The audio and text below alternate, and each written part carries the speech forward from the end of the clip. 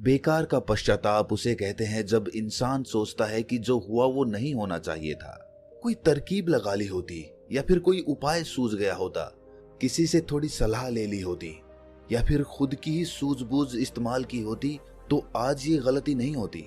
इस तरह पश्चाताप करने का कोई लाभ भी नहीं है, क्योंकि आप अतीत को बदलने का प्रयास कर रहे हैं। लाख कोशिश करेंगे तब भी अपने अतीत को आप बदल नहीं पाएंगे। इसीलिए इस तरह के पश्चाताप केवल चिंता पैदा करते हैं, लेकिन यही पश्चाताप बड़े काम के सिद्ध हो सकते हैं अगर मनुष्य इनसे सीख लेकर खुद को बदलने का प्रयास करे। क्योंकि आप अतीत नहीं हो, आप अभी पूरी तरह से हुए नहीं हो रहे हो। तुम आने वाले भविष्य हो, इसीलिए तुम खुद को बदल सकते हो। और अगर अतीत की गलतियों से सीख लेकर खुद को बदलने का तुम प्रयास करते हो, तो सही मायनों में वही पश्चाताप काम का होता है। आज की इस कहानी के माध्यम से मैं आपको कुछ ऐसे तरीके बताने वाला हूँ जिनसे आप अपने अतीत की गलतियों को भुलाकर आप अपने आप को एक नया इंसान बना सकते हैं। जो लोग खुद पर संदेह करते हैं, अपने ही विचारों में उलझे रहते हैं, अतीत की गलतियां, अतीत के कर्म उन्हें परेशान करते रहते हैं, उनके लिए ये तरीके वरदान साबित होंगे।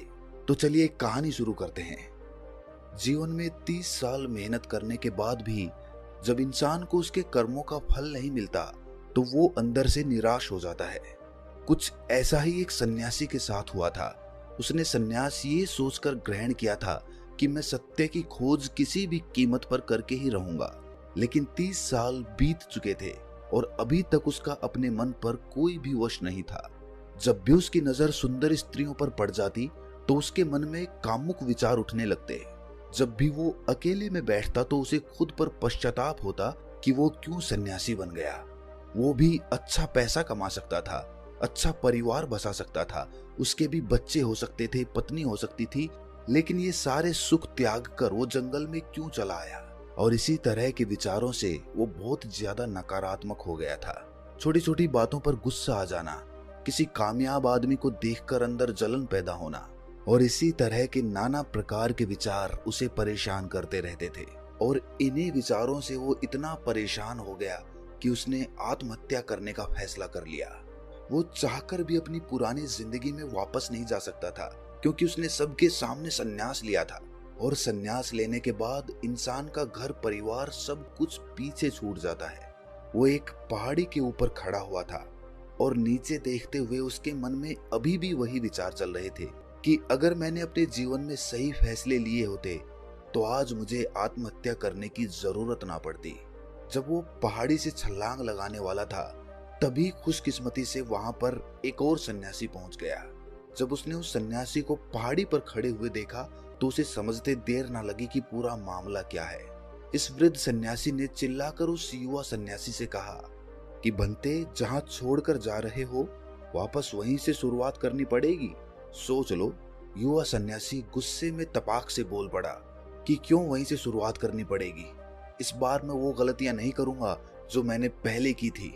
युवा सन्यासी ने रोते हुए कहा कि मानता हूं कि अनजाने में मुझसे कुछ गलतियां हुई हैं, लेकिन ऐसा नहीं है कि वो गलतियां मैं हमेशा दोहराता रहूंगा। उन गलतियों से मैंने बहुत बड़ी सीख ली है, लेकिन बदकिस्मती यही है कि उन गलतियों को अब ठीक नहीं किया जा सकता। ये सुनकर वृद्ध सन्यासी जोर जोर से हंसने लगा। आसमान में बिजलियां कड़क रही थीं और वो वृद्ध सन्यासी चिल्ला चिल्ला कर एक ही बात कह रहा था कि अतीत की गलतियां कोई नहीं सुधार सकता, क्योंकि बीता हुआ समय कभी लौटकर वापस नहीं आता। मूर्ख होते हैं वो लोग जो सोचते हैं कि मैं अतीत को बदल सकता हूँ। उनसे बड़ा अज्ञानी इस दुनिया में कोई दूसरा नहीं हो सकता है, क्योंकि जब तुम समय को ही वापस नहीं मोड़ सकते, तो तुम अपने अतीत को कैसे बदल सकते हो।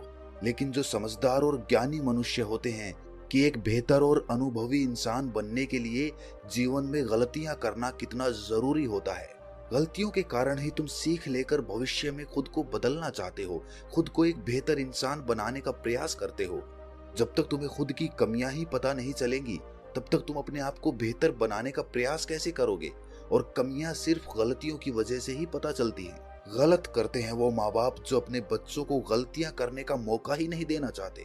जीवन वो युद्ध का मैदान होता है जहां पर एक इंसान गलतियां करके खुद को योद्धा बनाता है।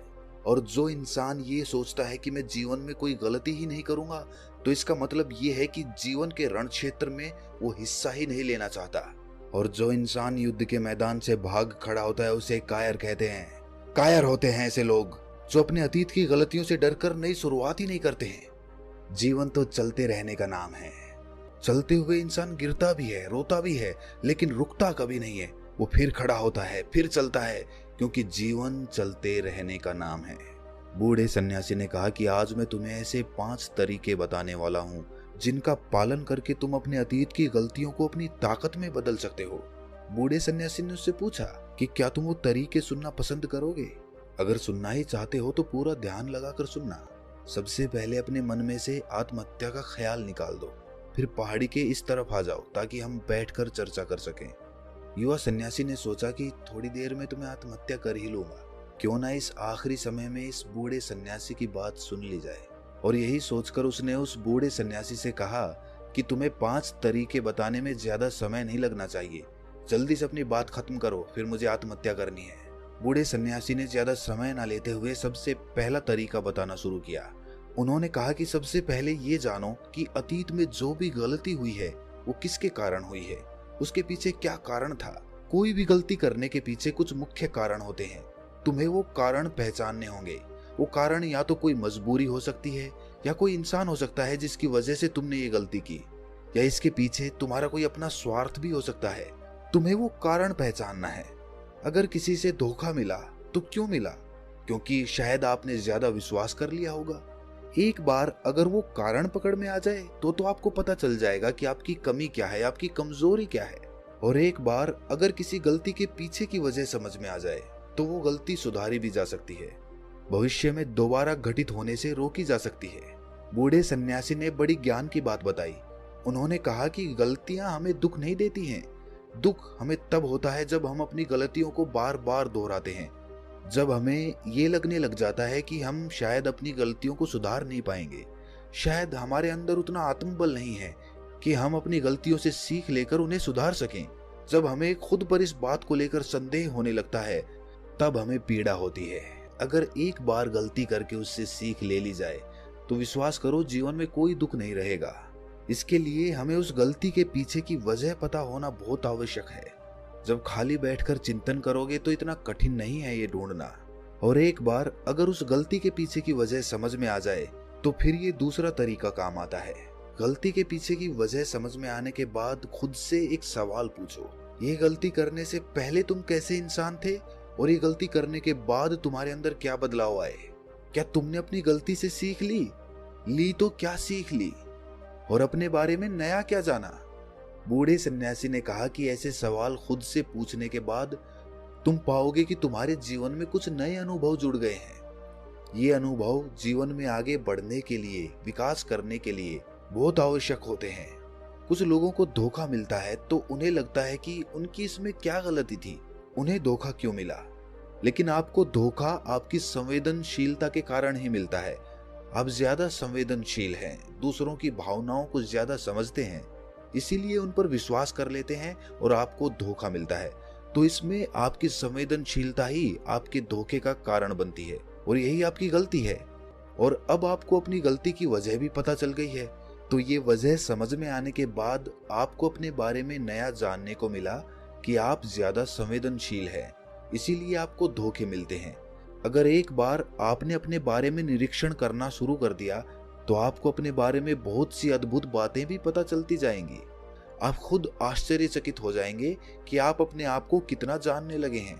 इसीलिए खुद का निरीक्षण करना बहुत आवश्यक होता है। और तीसरे तरीके से हम खुद से संकल्प करते हैं, दृढ़ संकल्प लेते हैं कि हम भविष्य में कभी भी ये गलती नहीं दोहराएंगे। कोई नई गलती कर लेंगे, कोई नई सीख मिलेगी, लेकिन ये गलती दोबारा कभी नहीं दोहराएंगे। बूढ़े सन्यासी ने बताया कि 3 तरह के लोग होते हैं। एक वो जो दूसरों की गलतियों से सीखते हैं, दूसरे वो जो खुद गलती करते हैं तब सीखते हैं, और तीसरे वो जो गलतियां करते रहते हैं लेकिन कभी सीख नहीं लेते। नदी का मतलब तभी निकलता है जब वो अलग अलग जगह से होकर गुजरती है। अगर वो एक जगह पर ठहर जाएगी तो वो कभी नदी नहीं कहलाएगी। इसी प्रकार जीवन भी नई गलतियां करने के लिए बना है, इसीलिए जो गलती तुमने एक बार कर दी तो उसके बाद खुद से दृढ़ संकल्प ले लो कि कोई नई गलती होगी तो ठीक, वरना ये गलती जीवन में कभी नहीं दोहराऊंगा। तभी आप जीवन के प्रति बुद्धिमान हो सकते हैं, बुद्धिमानी से भरा जीवन जी सकते हैं, वरना तो एक जानवर के जीवन में और तुम्हारे जीवन में कोई फर्क नहीं रहेगा। चौथा तरीका बताते हुए सन्यासी ने कहा कि कई बार हमें अपनी गलतियों का पहले ही एहसास हो जाता है। गलती होने से पहले ही हमें पता चल जाता है कि हमसे गलती होने वाली है। इसीलिए अगर गलती होने से पहले आपको एहसास हो रहा है तो आप बहुत खुशकिस्मत हैं और आप उस गलती को होने से रोक सकते हैं। ब्रह्मांड हमें संकेत देता है, हम सब ने महसूस भी किया होगा, लेकिन हम फिर भी उसे नजरअंदाज कर देते हैं, जिसका परिणाम हमें भविष्य में भोगना पड़ता है। धीरे धीरे जब आप अपने अतीत की गलतियों से सीखने लगते हैं तो आपका अनुभव बढ़ने लगता है, जीवन के बारे में समझ पैदा होती है, और जब समझ पैदा होने लगती है तो गलतियों को होने से रोका जा सकता है। अपनी बुद्धिमानी का इस्तेमाल करिए, चिंतन करिए कि कोई भी काम आप कर रहे हैं उसका परिणाम क्या हो सकता है, क्या ये कोई गलती तो नहीं कहलाएगी। और इसी तरह आप जीवन के लिए परिपक्व बनते जाते हैं। यही आपका विकास है और सभी मनुष्यों को यहाँ से होकर गुजरना ही होगा, वरना तो जीवन वहीं पर ठहर जाएगा, आगे नहीं बढ़ेगा। आगे बढ़ना है तो इस तरीके की प्रणाली अपनानी होगी। आखिरी और सबसे महत्वपूर्ण सीख, अगर तुम गलतियों से अनुभवी इंसान बन चुके हो तो अब तुम दूसरों के लिए मार्गदर्शक का काम कर सकते हो, दूसरों के लिए दीपक बनकर उन्हें रोशनी दे सकते हो। आखिरकार हम वैसे ही बन जाते हैं जैसा हम सोचते हैं, और जब आप दूसरों की सहायता करने की सोचते हैं तो आप खुद एक बेहतर इंसान बनते चले जाते हैं। फिर प्रकृति आपकी सहायता करती है, ब्रह्मांड आपको रास्ता दिखाता है, और आप जब मानव जाति का कल्याण करने के कार्य में लग जाते हैं तब वो शास्त्रों में सबसे श्रेष्ठ कार्य माना जाता है। इससे श्रेष्ठ कार्य कोई हो नहीं सकता है। जो मनुष्य समस्त जीव जंतुओं और मानव जाति के कल्याण के बारे में सोचते हैं, ऐसे लोग परमात्मा तुल्य हो जाते हैं। उनके मन में करुणा और प्रेम उत्पन्न होने लगता है, और परमात्मा करुणा और प्रेम का ही दूसरा नाम है। ये प्रवचन सुनकर वो युवा सन्यासी उस बूढ़े सन्यासी के चरणों में नतमस्तक हो गया। ऐसे निर्मल और जीवन को सार्थक बना देने वाले ज्ञान को पाकर उसकी आंखों से धन्यवाद के फलस्वरूप आंसू बहने लगे थे। अगर आपको भी आज का ज्ञान महत्वपूर्ण और कुछ अद्भुत लगा तो धन्यवाद फलस्वरूप आप भी इस चैनल को सब्सक्राइब करके नोटिफिकेशन बेल को जरूर प्रेस कर देना। तो मिलते हैं अगली कहानी में, तब तक के लिए अपना ख्याल रखें।